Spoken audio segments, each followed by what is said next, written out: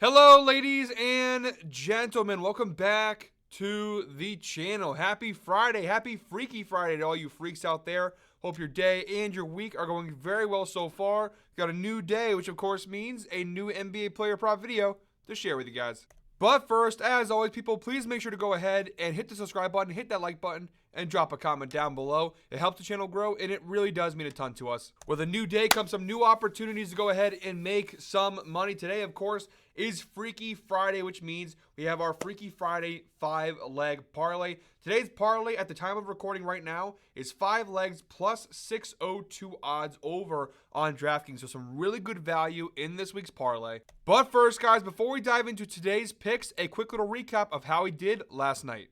And unfortunately, guys, day 3 of our ladder challenge, we did fall short. 2 out of 3 legs in our parlay last night did cash. The one that screwed us over, Miles Turner, over 1.5 3-pointers made. He finished with 1. The problem is he only took 2 3-pointers the entire game. Of course, if you watched yesterday's video, the data showed he had been taking like 7, 8, 9, 10 threes in each of his last 5 games. So a very low volume, which I was not expecting. So an unfortunate miss. So our March ladder challenge ends on day 3. However, I do think I want to run it back and do another one maybe in a couple weeks. I don't like to do it right away. I feel like to do another ladder challenge immediately following the previous ladder challenge, you're just basically chasing at that point. But obviously with the passing of my grandmother and everything that happened the last couple of days, we had a little bit of a break. The vibes were a little bit off. So I do think running it back and doing another ladder challenge later in the month might be the move. But you know what, guys? It's all good. We are still up over 24 units in profit across both parlays and single bets this year in this video series. So we've been kicking ass all year long.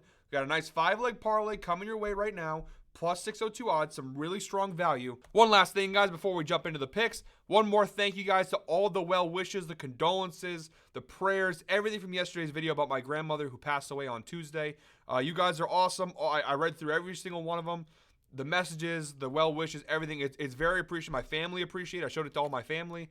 They all appreciated it. So thank you very much from the bottom of my heart. For all the well wishes, the condolences, the prayers yesterday. You guys made a very rough and difficult situation just a little bit better for me. So thank you very much to this incredible community we have here at Guy Boston Sports. And without further ado, let's dive into today's picks. Jumping into the outlier screen, guys. And by the way, we do this every Freaky Friday. We do a $25 Amazon gift card giveaway. All you guys have to do is comment Freaky down below. And if this parlay hits, one lucky commenter will win a free $25 Amazon gift card. It's that simple, guys. You go ahead, you comment Freaky, and if we cash this parlay, you could potentially win money on the parlay and also potentially win money on the gift card giveaway. So comment Freaky down below for a chance to win. And starting things off, guys, our first leg of our 5-leg parlay here. We're starting with the Cavs-Hornets game, 7 p.m. tip-off. We're going Evan Mobley of the Cleveland Cavaliers over 14.5 points. Now, again, we are using DraftKings again for this parlay. They are all alternate lines as well. So, you know, the lines are going to be different from yours. Again, the easiest way to tag along, guys, is a link down below.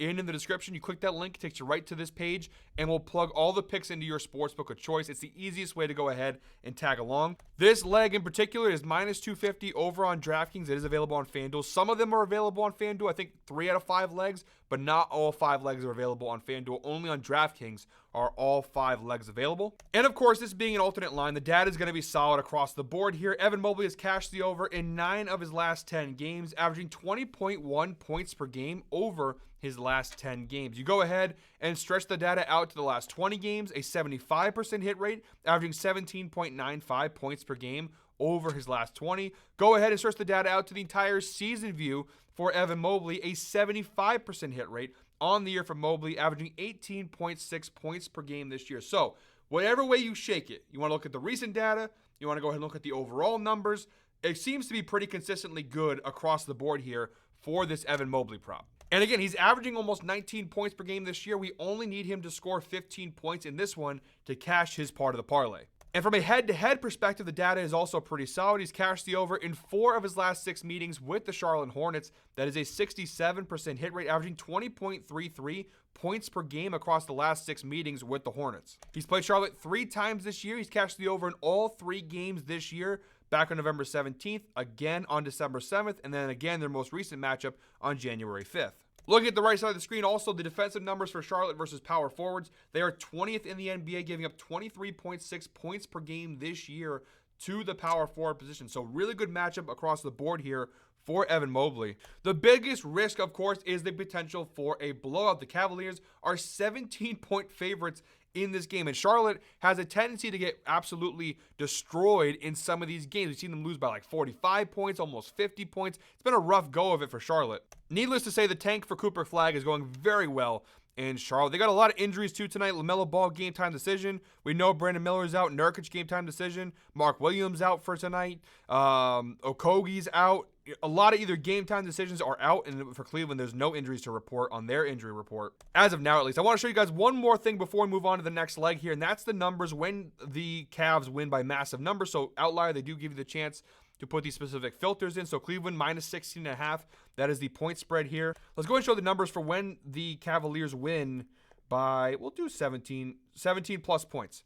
All right. So far this year, when the Cavs win by 17 or more points, Mobley has a 72% hit rate on the over this year, averaging 18.22 points per game this year. Let's go ahead and move that up because there's a good chance Cleveland wins by a lot more than that.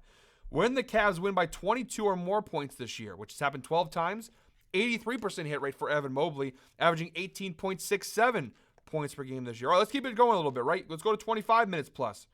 88% hit rate. 7 out of 8 games this year when they won by 25 or more, Mobley has cashed the over. So you get the picture here.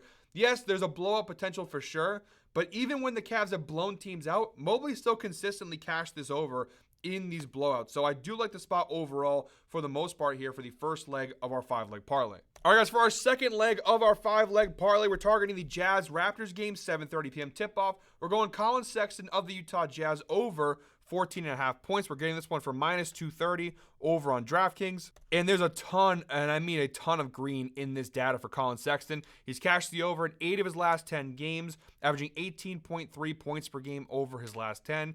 Go ahead and stretch that data out to the last 20 games. 90% hit rate. 18 of his last 20, he's cashed this over, averaging 19.7 points per game over his last 20 games. Stretch the data out even further to the last, well, not the last, the entire season view here.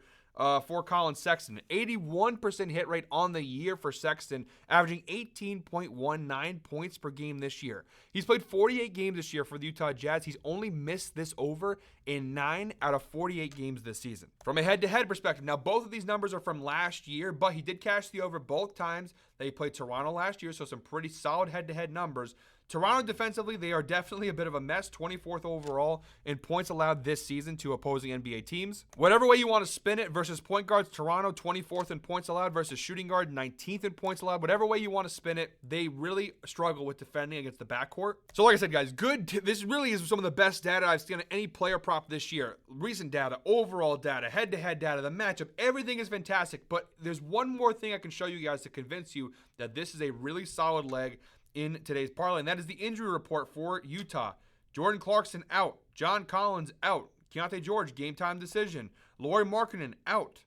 Okay, a lot of big injuries here for the Utah Jazz, which means more volume and more opportunities for Colin Sexton. Don't believe me? He's played 11 games this season without both Jordan Clarkson and John Collins in the lineup for Utah, a 100% hit rate. All 11 games this year he's played without Clarkson and Collins, 100% hit rate, averaging 22.09 points per game this year when those two don't play. Also throw in the fact that Markkanen is out on top of all of this. It's a great number for Colin Sexton. He's going to have a massive performance here. Love this spot here for Colin Sexton. Even look at the last 20 games without those two. 19 of his last 20 games without Clarkson and Collins, he's cashed the over. So really solid second leg of our 5-leg parlay. All right, guys, next up, the third leg of our 5-leg parlay. We're targeting the Grizzlies-Mavericks game, 7:30 p.m. tip-off. We're going Ja Morant of the Memphis Grizzlies over 29.5 points plus assists, which we're getting for minus 195 over on DraftKings. Now, look, I know Ja Morant, he's been a kind of up and down player this year, but the data is actually pretty solid. The matchup is solid, and the situation is very solid.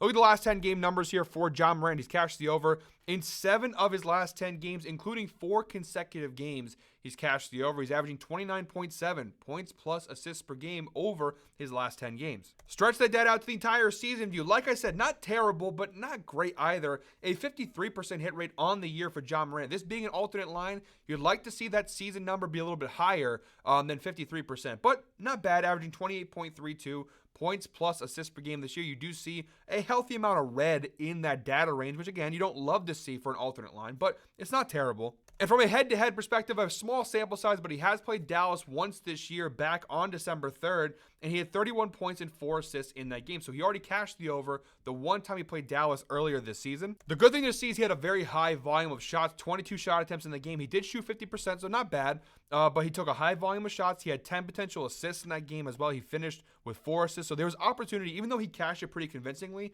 he had even more opportunity to put up even more numbers, which obviously is very encouraging this time around. Now, Dallas overall this year, it's tough to get a read because their team is so drastically different today than where it was, even just 3 weeks ago.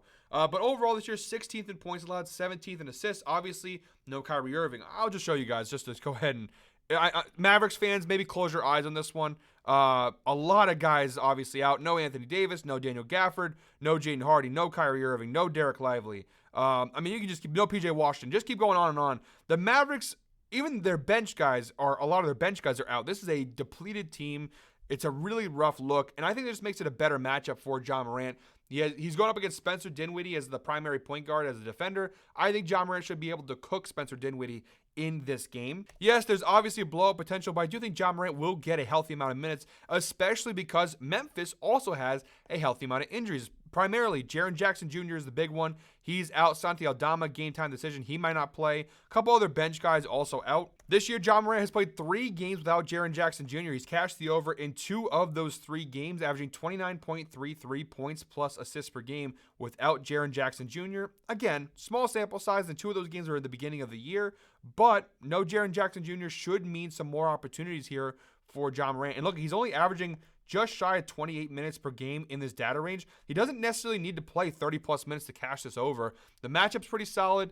With Jaren Jackson Jr. out, he'll have to go ahead and step up quite a bit. And versus point guards this year, Dallas, they do rank pretty well, but again, Kyrie Irving's gone. I don't know how well Spencer Dinwiddie's going to hold up defending Ja Morant in this game. So I think it's going to be a pretty big Ja Morant performance here against the Dallas Mavericks. All right, guys, cruising right along here. Our 4th leg in our 5-leg parlay. We have Suns Nuggets, 10 p.m.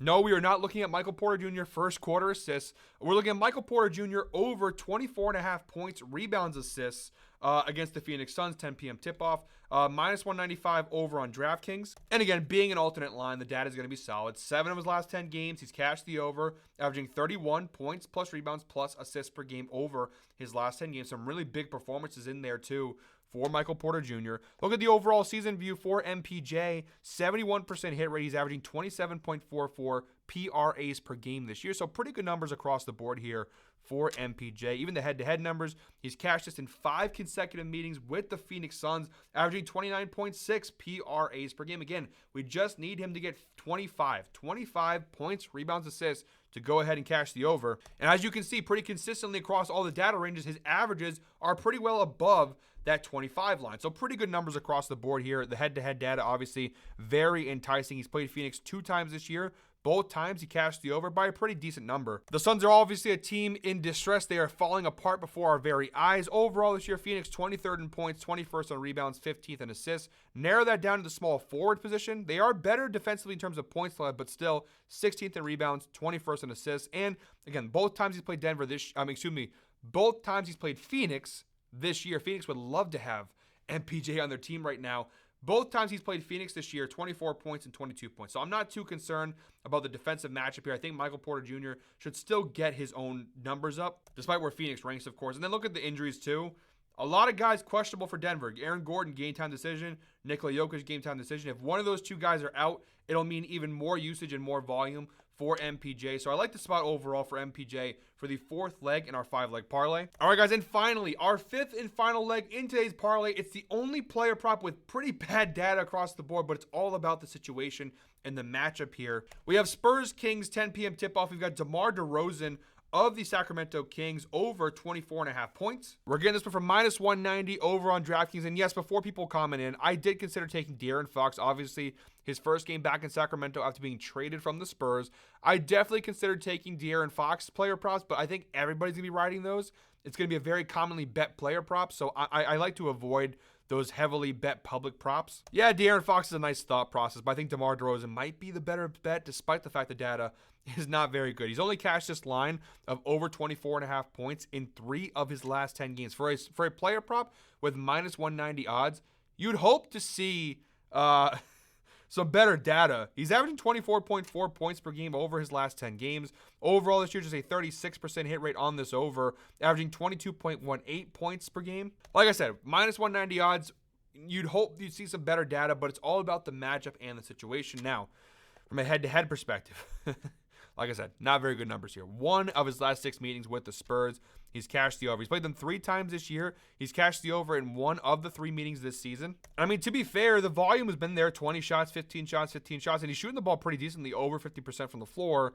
He's only missed it by a couple points here and there. He's been close to the line pretty consistently. Now, finally getting to the reason why I like this player prop to close out the parlay is because of the situation. Now, first and foremost, the Spurs defensively, not a very good team. San Antonio is 20th in the NBA this year in terms of points allowed to opposing teams. Narrow that down to the small forward position here, and you see 19th in points allowed, 21.1 points per game. So again, not the best matchup of all time, but they are bottom half the league in terms of points allowed to the small forward position, bottom 10 in the NBA in points allowed in general. But the real reason I love this player prop is the fact that there is no Sabonis and no Malik Monk tonight for Sacramento. That means that DeRozan and LaVine are going to share the Titans' load of the offensive performance in this game. Now, there's only one game this year that fits this sample, which is no Sabonis and no Malik Monk. That's their last game versus Denver just a couple days ago. He had 35 points in that game and took 32 shots against the Nuggets. That's really my thought process here, is the fact that you saw what he did against Denver without those 2 in the lineup. You're going to see probably something similar. He played almost 43 minutes. This is a game that Sacramento needs to win. Sacramento's still trying to make the playoffs here. I don't know about San Antonio with no Wembanyama. I don't know how serious the Spurs are about winning. They're kind of in that tanking category now. But for Sacramento, these are the games they absolutely need to win if they want to make the playoffs. So really big spot here for DeRozan. He took 32 shots versus Denver. Even if he takes less than that, 25 shots. 25 shots should get us to 25 points, as long as he shoots the ball halfway decently. The defensive matchup seems to be okay. The volume's certainly going to be there. Yes, I know the data should be better, but I'm not too concerned about that. I think he's going to shoot a healthy amount of shots here. And he is kind of the most consistent scorer. Like, Zach LaVine has his big games, don't get me wrong, but DeRozan's more consistent as a scorer. I think he's the safer bet here in this spot. So I do like DeMar DeRozan a lot here. Over 24.5 points. That's the 5th and final leg of today's parlay. All right, guys, quick little recap of all 5 legs. We have Evan Mobley over 14.5 points for the Cavaliers. Colin Sexton over 14.5 points for the Utah Jazz. DeMar DeRozan over 24.5 points for the Kings. Michael Porter Jr. over 24.5 PRAs for the Nuggets. And Ja Morant over 29.5 points plus assists for the Grizzlies. And actually, while recording, the odds jumped massively. I'm not sure which player prop it was that took a massive leap downwards. Oh, well, it looks like the Ja Morant, Michael Porter Jr. props, they both dropped a little bit in value, which actually is good for us, more valuable for us. But parlay all 5 together, you get a parlay of plus 643 odds. So it actually went up quite a bit. It was 602 when I started recording, now plus 643. So we're going to lock it in there. We're going to lock it in. 5-leg parlay plus 643 again. 3 legs are available on FanDuel for plus 228. Those 3 legs are DeMar DeRozan, Colin Sexton, Evan Mobley. Those 3 are all available on FanDuel if you want to go ahead and tag along with those. The Michael Porter Jr. and the Ja Morant are only available on DraftKings and Prize Picks. But yeah, those are all 5 legs plus 643 odds over on DraftKings. That's our Freaky Friday 5-leg parlay. Guys, that will do it for me today. Thank you very much, as always, for watching. One more time, guys, please make sure to go ahead and hit the subscribe button, hit that like button, and drop a comment down below. We'll be back tomorrow with another NBA player prop video. But until then, hope you're all winners. Enjoy your Freaky Friday. Enjoy the start to the weekend. Hope you guys have some fun, have some safe fun. We'll be back tomorrow. Until then, hope you're all winners. Let's go ahead and make some money.